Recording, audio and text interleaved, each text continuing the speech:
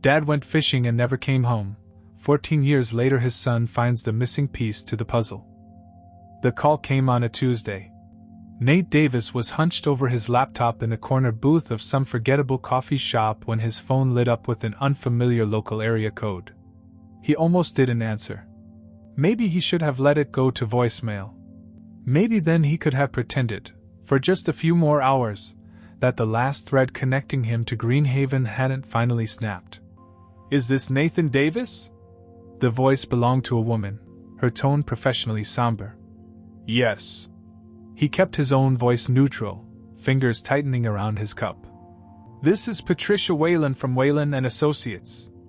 I'm calling regarding your grandfather, Harold Davis. I'm afraid I have some difficult news." Nate closed his eyes. He hadn't seen his grandfather in over a decade. The old man had been a ghost long before today. "He's finished?" The question came out flat, more statement than inquiry. There was a brief pause on the line. "Yes. I'm very sorry for your loss. Mr. Davis passed peacefully in his sleep 3 days ago." Nate nodded to no one, watching rain trails meander down the coffee shop window. "Okay." Another uncomfortable silence stretched across the line before Patricia cleared her throat. "As the executor of your grandfather's estate, I need to inform you that you've been named as the sole beneficiary." A bitter laugh escaped before Nate could stop it. "There must be some mistake." "No mistake, Mr. Davis. Your grandfather's will was quite specific. The property on Wren Lake and all its contents now belong to you. The cabin. Of course. That weathered wooden box of memories that sat brooding at the edge of Wren Lake, collecting dust and secrets." "I don't want it," Nate said too quickly. "I understand this must be difficult," Patricia replied, though Nate doubted she understood anything about his situation. "However, there are legal matters that need your attention. We should schedule a meeting to discuss the details." 24 hours later, Nate found himself driving past the "Welcome to Greenhaven" sign, population 6,473, a number that had decreased by 1 with his grandfather's passing. The town hadn't changed much in 14 years. The same faded storefronts lined Main Street, the same white church steeple pierced the skyline, and the same heavy silence seemed to hang over everything. Nate pulled into the gravel driveway of Whalen and Associates, a converted Victorian house painted a dignified gray. Patricia Whalen was younger than he'd expected, maybe early 40s, with kind eyes that carried the weight of small-town confidences. "The property taxes are paid through the end of the year," she explained, sliding a folder across her desk. "Your grandfather was very frugal. There's a modest savings account as well, which should cover any immediate expenses." Nate flipped through the paperwork without really seeing it. "And what am I supposed to do with the cabin?"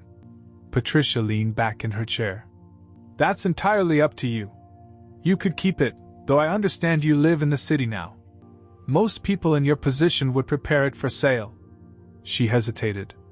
"It needs work. Your grandfather became somewhat reclusive after your father's accident." "It wasn't an accident," Nate said automatically, the words practiced and worn smooth from repetition. "They never found a body." Patricia's expression softened with practiced sympathy. "Of course. I apologize for my poor choice of words." 14 years ago, Walt Davis had taken his small fishing boat out onto Wren Lake and never returned. The official report ruled it a drowning, a sudden storm, an overturned boat. No signs of foul play. Just another tragedy on the water. Nate's mother had refused to accept it at first, demanding more thorough searches, hired private investigators that they couldn't afford. Eventually, the hope drained from her eyes, replaced by a hardness that never quite softened again. She'd packed their belongings 3 months after the funeral without a body and moved them to the city, away from the pitying glances and whispered theories. "There's nothing left for us here," she told Nate, then 8 years old and unable to understand why they were leaving without Dad. Now, at 22, Nate sat in a strange office, inheriting the one place his mother had tried so desperately to escape. "How long will it take to sell?" he asked. Patricia tapped her pen against the desk. "That depends on the condition of the property and the local market. Waterfront is always desirable, but given its remote location and the work needed, I'd say a few months at minimum. You'll need to clear out personal belongings, make basic repairs, and stage it appropriately. I don't have a few months. You could hire someone local, but they'll overcharge the out-of-towner. Nate finished for her. I know how small towns work. She didn't deny it. Perhaps a compromise. Give yourself a week or two to assess the property and decide what's worth keeping. After that, we can discuss contractors for the necessary repairs. That evening, Nate stood on the narrow dirt road leading to his grandfather's, now his, cabin, key heavy in his hand. Twilight painted Wren Lake in shades of violet and deep blue. In the distance, a loon called, its haunting cry echoing across the water. The cabin sat dark and silent, its windows like vacant eyes staring back at him. The lock stuck, requiring a firm jiggle before the key would turn. The door swung open with a groan that seemed to rise from the floorboards themselves. Dust motes swirled in the beam of Nate's flashlight. The air inside was stale, thick with the smell of abandonment and old wood. Nate fumbled for a light switch and was surprised when yellowed light flooded the main room. At least the electricity was still connected. The cabin was smaller than he remembered. A main room with a stone fireplace, a kitchenette tucked in one corner, a short hallway leading to 2 bedrooms and a bathroom. Time had altered little inside. The same faded plaid couch, the same pine coffee table carved with initials and fishing lures. A shrine to the past, preserved by neglect and grief. On the mantelpiece, partially obscured by dust, stood a row of photographs. Nate approached slowly, as if the floor might give way beneath him. He lifted one frame, wiping the glass with his sleeve. His own face stared back at him, gap-toothed and smiling, perched on his father's shoulders. Behind them stretched the blue expanse of Wren Lake, summer sunlight glinting off the water. His throat tightened. The photo had been taken just weeks before his father disappeared. Walt Davis looked younger than Nate was now, his smile wide and carefree, unaware of what waited for him. Nate set the photo down and moved to the window. Outside, Wren Lake lapped gently at the shore, moonlight spilling across its surface. The same water that had swallowed his father whole. His mother had warned him not to come. "That place will eat you alive, just like it did your father," she'd said when he called to tell her about the inheritance. He'd expected anger from her, not the quiet fear that crept into her voice. Sell it from a distance. Don't set foot in Greenhaven. But here he was, standing in the skeleton of his childhood, surrounded by the bones of memories he'd spent years trying to forget. Nate sank onto the couch, a cloud of dust rising around him, and buried his face in his hands. 1 week. He'd give himself 1 week to clear this place out, then he'd be gone, back to his cramped apartment, his dead-end job, his life that at least had the decency to expect nothing from him. As he sat in the darkening cabin, something nagged at the edges of his consciousness. A vague uneasiness that whispered through the walls and crept along the floorboards. This place held more than just abandoned fishing gear and faded photographs. It held questions that had never been answered, secrets that had never seen daylight. And despite himself, despite everything his mother had taught him about leaving the past buried, Nate Davis found himself wondering what else might be hidden in this cabin that nobody wanted. Morning crept through the cabin windows, dust particles dancing in the slanted beams of light. Nate had slept fitfully on the old couch, unwilling to claim either bedroom as his own. His back protested as he stretched, reminding him that at 22, he was no longer the child who had bounced on these cushions without consequence. 3 days into his self-imposed deadline, and Nate had made little progress. The kitchen cabinets were cleared, their contents sorted into boxes labeled "Donate" and "Trash." The living room remained largely untouched, each item a potential minefield of memories. Today, he would tackle the attic. The pull-down ladder creaked dangerously as Nate ascended, flashlight clenched between his teeth. The attic air was thick and hot, heavy with the scent of cedar and forgotten things. He swept the beam around the cramped space, illuminating stacked boxes, an ancient steamer trunk, and what appeared to be fishing gear piled haphazardly in one corner. Nate crawled toward the pile, dust clinging to his jeans. His father's fishing gear. It shouldn't have surprised him that his grandfather had kept it, but something tightened in his chest at the sight. A rod with a cracked handle. A net with a tear never mended. And beneath it all, a rusted tackle box. Walt Davis had been fanatical about that tackle box, organizing its contents with a precision that bordered on obsessive. "Everything has its place, Nate," he'd say, arranging lures by type and color. "That way, when you need it, you know exactly where to look." Nate ran his fingers along the metal edges, now rough with corrosion. The latch was stuck, requiring more force than he expected. Inside, the once meticulous organization had surrendered to time and neglect. Lures tangled together like desperate lovers, hooks caught in fabric dividers, weights scattered haphazardly across the bottom. He began sorting through the mess, more out of respect for his father's memory than any practical purpose. It was then that his fingers encountered something odd, a slight difference in the depth of the box's bottom left corner compared to the right. Nate tapped the metal, hearing the hollow sound. A false bottom. He slid his fingernail along the edge until he found a nearly invisible seam. Prying gently, a small compartment opened, revealing a flat, yellow waterproof pouch. His heart quickened as he carefully extracted it. The seal was intact, preserved against time and elements. With trembling fingers, Nate broke the seal and opened the pouch. Inside lay a small leather-bound journal, its cover worn but otherwise undamaged. On the first page, in his father's distinctive handwriting, April 15, 2011, 2 days before fishing trip. Nate's mouth went dry. 2 days before his father disappeared forever. He leaned against a roof beam, heart hammering as he turned to the first entry. RC called again. 3rd time this week. Says I'm making a mistake, that nobody needs to know about what happened at the South Shore. Says he can make it worth my while if I forget what I saw. Like I could just unsee it. Like I could pretend I don't know what they're planning.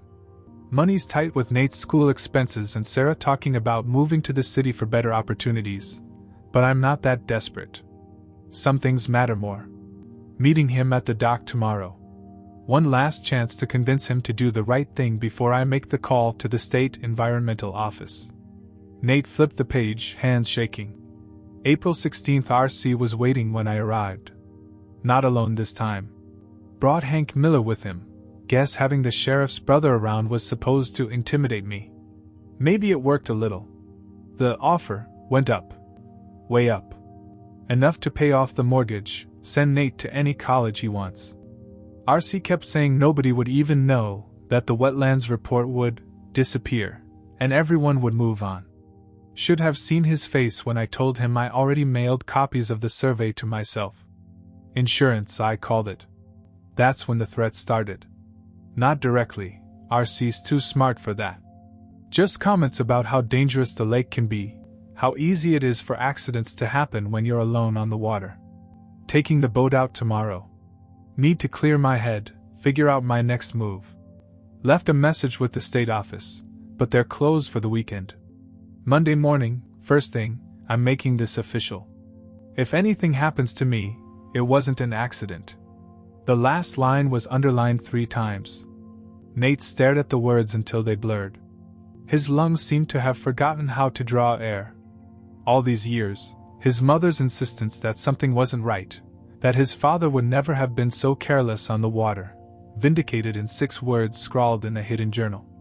If anything happens to me, it wasn't an accident. The journal fell from Nate's numb fingers. Through the small attic window, he could see a slice of Wren Lake gleaming innocently in the morning sun. The same water that had concealed the truth for 14 years. RC. The initials burned into his mind. Someone in Greenhaven knew what happened to his father. Someone had spent the last 14 years walking free while Walt Davis lay somewhere in the depths of Wren Lake. Nate gathered the journal and descended from the attic, the world around him suddenly sharper, clearer than it had been in years. The week he'd allotted himself to clean out the cabin no longer seemed adequate. He wasn't leaving Greenhaven until he uncovered the truth. The Greenhaven diner hadn't changed in 14 years, same cracked leather booths, same specials board with prices that seemed frozen in time. Nate slid into a corner seat, his father's journal burning a hole in his jacket pocket. He'd spent the previous night reading each entry, piecing together fragments of a puzzle he hadn't known existed. Well, I'll be damned. Little Nate Davis, all grown up. An older woman with ash blonde hair pulled into a practical bun stood by his table, coffee pot in hand. Her name tag read Donna, but Nate would have recognized her without it. She'd been his third-grade teacher before transitioning to waitressing when the elementary school consolidated with neighboring Millfield. Mrs. Harmon, he acknowledged with a nod. Just Donna now, honey. Nobody's called me Mrs. Harmon in years. She poured coffee without asking if he wanted any. Heard about your grandpa. Tough break. You cleaning out the old place? News traveled fast in Greenhaven. Always had. Something like that. Nate took a sip of coffee. Actually, I'm thinking of staying a bit longer than planned. Donna's eyebrows rose. Your mama know about that? Not yet. She studied him, something unreadable passing across her features. Your daddy would walk in here every morning before heading out to work. Always ordered the same thing, 2 eggs over easy, wheat toast, no butter. She paused. This town's got a long memory, Nate. I'm counting on it, he replied, meeting her gaze. Maybe you can help me with that. What do you know about someone with the initials RC? The coffee pot stilled in her hand. Her eyes darted around the diner before settling back on him. Raymond Cobb, she said quietly. Owns Cobb's Outdoor Emporium on the north side of town. Made a fortune selling fishing gear to tourists. Why? Just a name I came across. Nate kept his voice casual. Was he around when my dad disappeared? Donna let out a humorless laugh. Around? Ray led the search parties. Donated boats, equipment, even hired private divers. Played the grieving friend to perfection. Friend wasn't the word that came to mind from his father's journal. Were they close?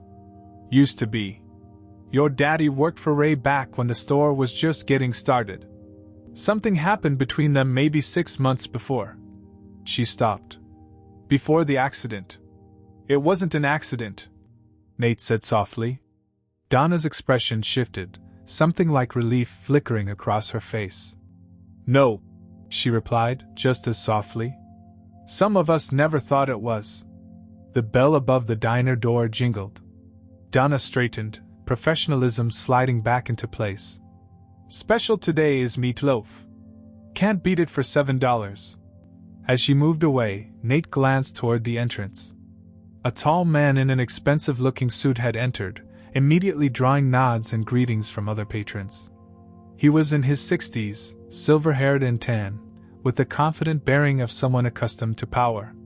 Morning, Councilman, called the cook from behind the counter. The newcomer smiled, revealing perfect teeth. Morning, Phil.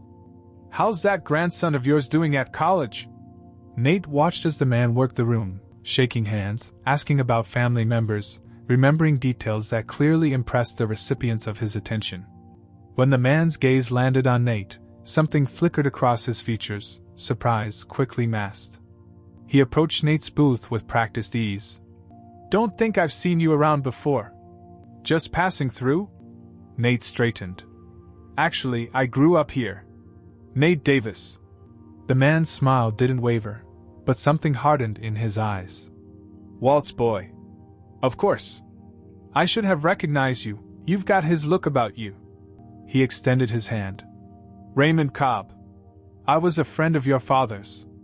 Nate shook the hand, feeling calluses beneath the manicured exterior. This was R.C., the man his father had confronted the day before disappearing. The man who'd threatened him about accidents on the lake. I was devastated when we lost him. Raymond continued. I led the search myself. Spared no expense. So I've heard, Nate replied. Very generous of you. Least I could do. Your father was a valued employee. Raymond cocked his head. You in town long? Indefinitely. Inherited my grandfather's cabin. Ah. Harold's place. Raymond nodded. Prime location on the lake. If you're looking to sell, I might know some interested parties. The bell chimed again, and Raymond glanced toward the door. Well, duty calls. Town council meeting in 20. Drop by the store sometime. I'd love to hear what you've been up to all these years. As Raymond moved away, Donna returned, coffee pot trembling slightly in her hand. I see you've met our esteemed councilman, she murmured, refilling his cup even though it was still half full. Seems very involved in the community, Nate observed. Oh, Ray's involved in everything around here. Biggest employer in the county since the paper mill closed. Donated the new wing to the hospital. Even talks about running for mayor next year. She leaned closer. But some folks still remember when he was just Ray Cobb with a failing bait shop and a temper. Nate pulled out a small notebook. Tell me more about that temper. That afternoon, Nate sat in his rental car outside Cobb's Outdoor Emporium, watching customers stream in and out of the massive log cabin-style building. The business had clearly prospered, a far cry from the failing bait shop Donna had described. According to local gossip, Raymond's rise had begun shortly after Walt Davis disappeared. A sudden influx of capital allowed him to expand the store, buy lakefront property for development, and eventually secure a seat on the city council. All built on the foundation of protected wetlands that Walt had threatened to report. Nate started the car. He needed more than rumors and a cryptic journal. He needed proof. And someone in this town that didn't forget was going to help him find it. A week had stretched into 10 days. Nate's calls to his boss in the city had grown increasingly strained, each extension met with thinning patience. Family emergency, he'd explained, the words feeling both false and profoundly true. The cabin was taking shape around him, boxes packed, surfaces scrubbed, memories sorted. But Nate's focus had shifted from cleaning out to digging in. His father's journal had become his Bible, each cryptic entry examined for clues. He created a makeshift investigation board on the kitchen wall, notes, timelines, names of residents mentioned in Walt's writings. At the center, Raymond Cobb and the mysterious wetlands report that had supposedly triggered the conflict. The fireplace gave a sudden pop, startling Nate from his thoughts. The chimney had been acting up, smoke occasionally backing into the room despite his attempts to clean the flue. Sighing, he knelt to examine it closer. The stone hearth was solid, but the wooden flooring around it had warped from years of heat exposure. A particular board near the right edge flexed unnaturally under his weight. Curious, Nate ran his fingers along the seam. The board was loose. Using a screwdriver from his grandfather's toolbox, he pried gently. The board came up with surprising ease, revealing a small cavity beneath. Nate's pulse quickened. He aimed his phone's flashlight into the space. There, wrapped in faded cloth, sat a rectangular object, a cassette tape, its label bearing a single date, April 16, 2011. The day before his father disappeared. Nate stared at the tape in his palm, mind racing. A cassette player. He needed a cassette player. His gaze swept the cabin until he remembered the old stereo system in his grandfather's bedroom, and used but preserved like everything else in this time capsule of a house. Minutes later, heart pounding, he pressed play. Static hissed. Then, his father's voice filled the room. I'm recording this as insurance, I guess. Walt Davis sounded tired, tense. If you're listening to this, then something's happened to me, and you've found where I hid it. Nate's throat tightened. He sank onto the bed, his father's voice wrapping around him like a forgotten embrace. Ray Cobb confronted me today at the dock. He knows I have the environmental impact report for the South Wetlands. The one that shows the area can't support development without catastrophic damage to the ecosystem and lake water quality. A pause, the sound of liquid pouring. A drink being taken. He's planning a major development, luxury lakefront properties. Already has investors lined up, permits being processed. The whole thing falls apart if the state sees that report. Another pause, longer. He offered me money. A lot of money. When I refused, things got ugly. Hank Miller was there, Ray's muscle, the sheriff's brother. They made it clear what happens to people who get in Ray's way. Walt's voice dropped lower. Ray said something that chilled me. Said the lake was deep, that things disappear in it all the time. That accidents happen to people who fish alone. The sound of ice clinking in a glass. I'm going out on the lake tomorrow morning. One last fishing trip before I drive to the state capitol on Monday with the report. Ray thinks I'll be alone, but I'm meeting Eric Simmons from the Fish and Wildlife Office. Off the books. He needs to see the wetlands himself. Nate scribbled frantically. Eric Simmons. A new name. If I don't come back. Walt's voice broke slightly. Tell Sarah I love her. Tell Nate. A long pause. Tell him sometimes doing the right thing comes at a cost. But it's still worth doing. The recording ended. Nate sat motionless, tears streaming silently down his face. His father's voice, forgotten in timbre but instantly recognized by his heart, echoed in the quiet room. Walt Davis hadn't been meeting Raymond on the lake. He'd been meeting a wildlife official named Eric Simmons. But something had gone wrong. Someone had intervened. Rewinding the tape, Nate listened twice more, jotting down every detail. The environmental report. The luxury development. The meeting with Simmons. Each piece connecting to form a picture of corruption and silencing that had cost his father his life. Nate's phone lit up with a search result. Eric Simmons, former fish and wildlife officer, now retired and living in Millfield, the neighboring town. Just 20 minutes away. The cabin's landline rang, startling him. Few people had the number. Hello? Nate answered cautiously. I saw you at the diner. A woman's voice, unfamiliar. Asking about Raymond Cobb. Who is this? Someone who worked for Raymond back when your father disappeared. Someone who saw things. The voice lowered. Things I've stayed quiet about for too long. Nate's grip tightened on the receiver. What kinds of things? Not over the phone. Raymond has friends everywhere. A pause. There's a boat launch on the north side of the lake. Meet me there at sunset. The line went dead before Nate could respond. He stared at the phone, then at the cassette tape still in the player. His father's voice warning about threats, about the dangers of the lake. Now a mysterious caller wanting to meet at that very lake as darkness fell. The north boat launch was deserted as sunset painted Wren Lake in fiery orange. Nate parked his rental car behind a stand of pines, partially hidden from the main access road. The cassette tape sat heavy in his jacket pocket, his father's voice still echoing in his mind. Minutes ticked by. No sign of his mysterious caller. Headlights swept across the tree line. Nate tensed, ducking lower in his seat. A weathered pickup pulled into the gravel lot, parking near the water's edge. A woman emerged, mid-60s, gray hair cut short, movements suggesting someone used to physical work. Nate approached cautiously. I got a call about Raymond Cobb. The woman studied him, eyes narrowed against the dying light. You look just like him. Like Walt. She extended a weathered hand. Martha Keene. I was Ray's bookkeeper for 20 years.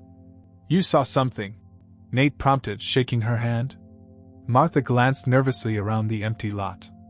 The day your father disappeared, Ray wasn't at the search headquarters like everyone said.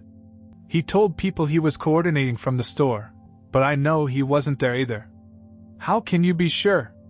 Because he called me from his boat to handle an urgent transfer.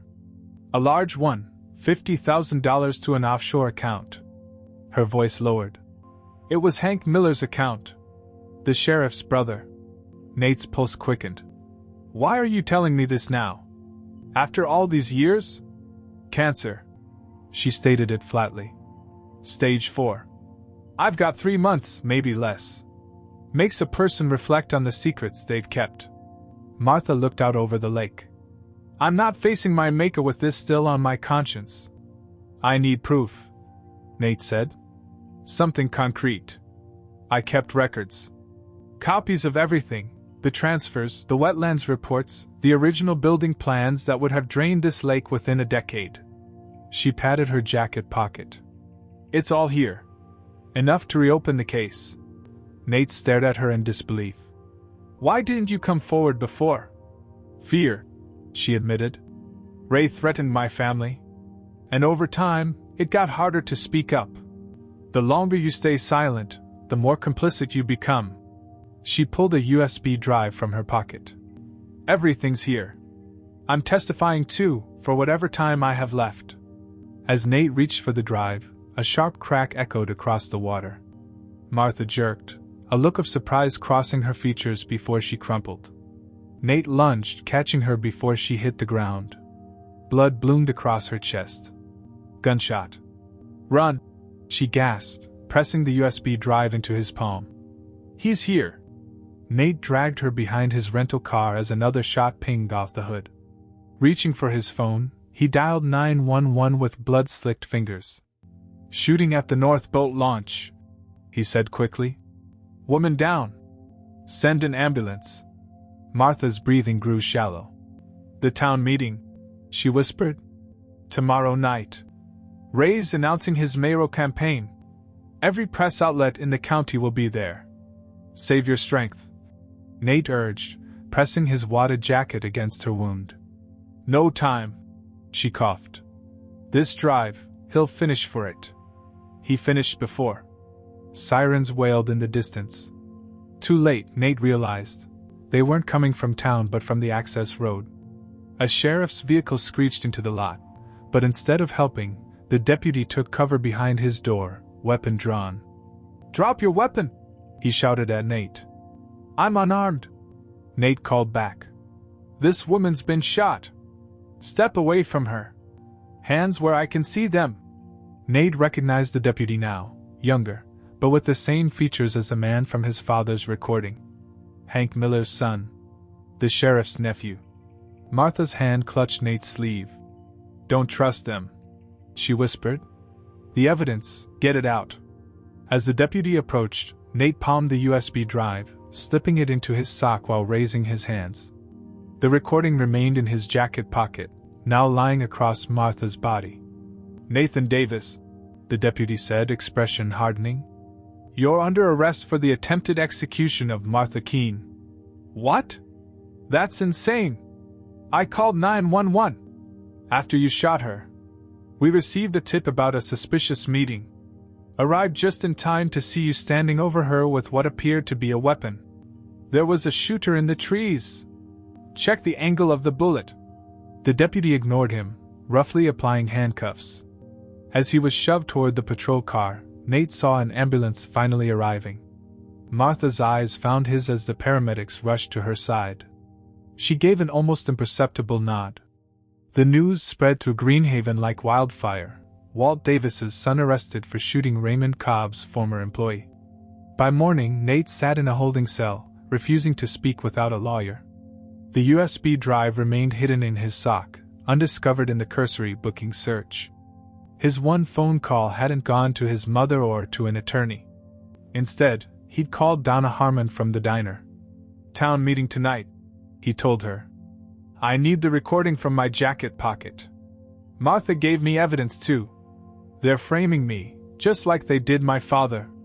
You're talking conspiracy, Nate, Donna warned. Against the most powerful man in the county. My father's voice is on that tape.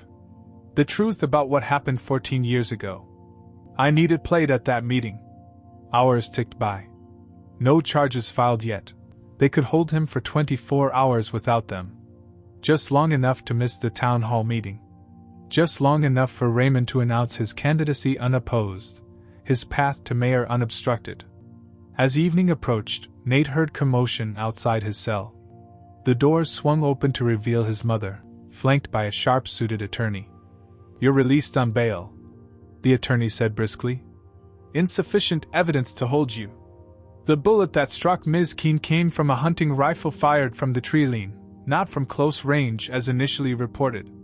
Sarah Davis looked older than her 45 years, her face lined with the same worry Nate had grown up watching. I told you not to come here, she said quietly as they walked out. This place destroys everyone who gets close to the truth. Nate checked his watch. Mom, there's a town meeting tonight. We're leaving, she cut him off.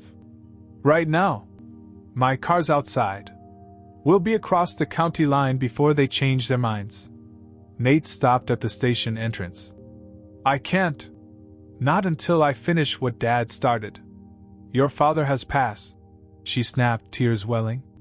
I won't lose you too. Dad wasn't just a victim, Mom.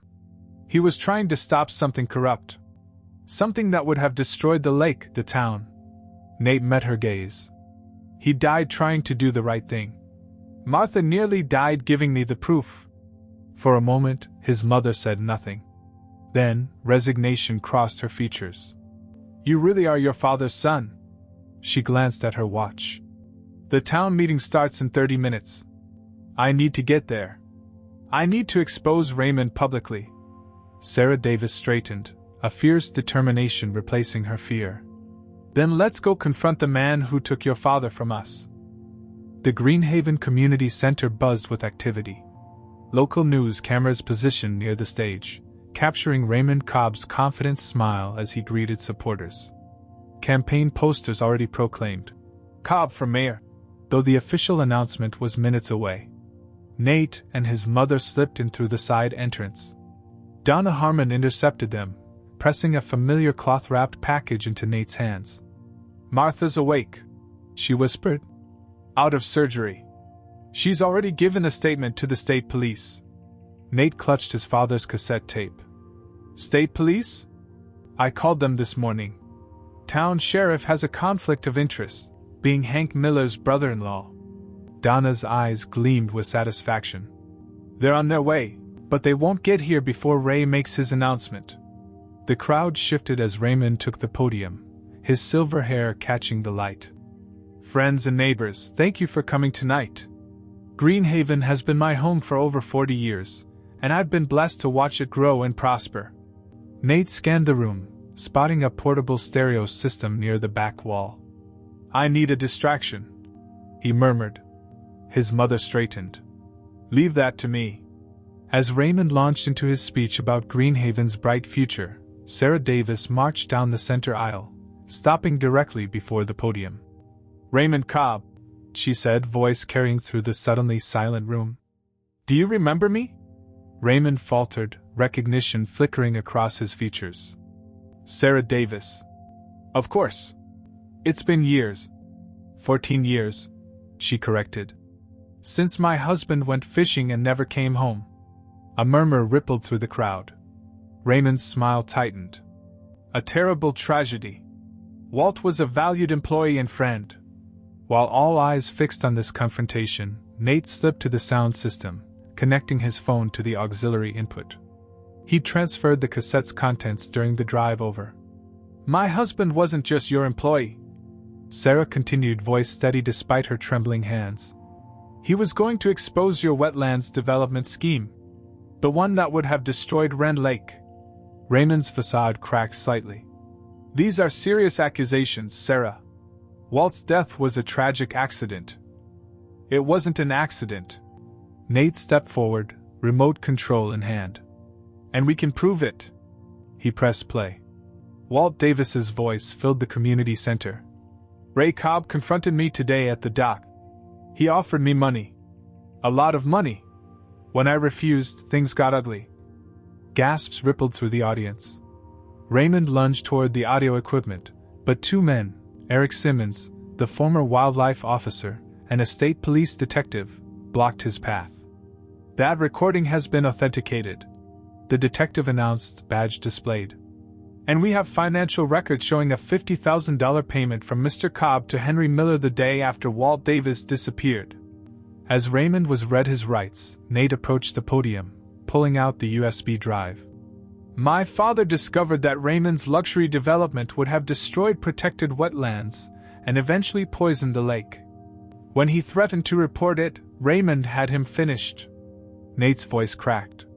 We still don't know where his body is. An elderly man rose from his seat, Bill Henderson, Greenhaven's longest-serving harbor master. I might, he said quietly. There's a spot on the southeastern shore where no fish ever bite. Old-timers avoid it. It's marked in red on some of the local maps. Nate's heart stilled. A map marked in red ink. In his father's journal. 3 days later, state police divers recovered human remains entangled in netting, weighed down with anchor chains. The location matched exactly with the spot Walt Davis had circled on his lake map. Dental records confirmed what Nate already knew. After 14 years, Walt Davis had been found. The forensic reports supported everything in the journal and recording. The manner of death ruled homicide, blunt force trauma followed by drowning. Time of death consistent with April 17, 2011. Raymond Cobb and Hank Miller were indicted for this misery, conspiracy, and decades of environmental fraud. The investigation expanded, implicating local officials who had facilitated the cover-up. On his final day in Greenhaven, Nate stood at the edge of Wren Lake, his mother beside him. They'd scattered Walt's ashes that morning in a private ceremony. Now, as sunset painted the water gold, Nate unfolded the real estate contract Patricia Whalen had prepared. "You're sure about this?" Sarah asked, watching him tear the papers in half. "Dad died trying to protect this place," Nate said. "I'm not selling. What will you do with a cabin in Greenhaven? Your life is in the city." Nate gazed across the water. "I'm thinking of converting it into an environmental education center. Teaching kids about wetlands conservation, water quality monitoring." He smiled faintly. "The Walt Davis Center for Environmental Stewardship." His mother's eyes filled with tears. He would have liked that. As they walked back toward the cabin, Nate paused to look at the weathered dock where his father had once taught him to bait a hook. For 14 years, he'd carried the weight of not knowing, a burden heavier than grief. Now, that weight had lifted. Walt Davis hadn't abandoned his family or been careless on the water. He'd stood against corruption and paid the ultimate price. His name was cleared, his legacy restored. Nate ran his hand along the dock railing, feeling the worn wood beneath his fingers. His father had died protecting this lake, this land. Now it would become his living memorial. "Ready to go home?" his mother asked. Nate looked back at the cabin, his cabin now, silhouetted against the setting sun. For the first time in 14 years, home didn't feel like an empty word. "I am home," he said. "Part of me always will be."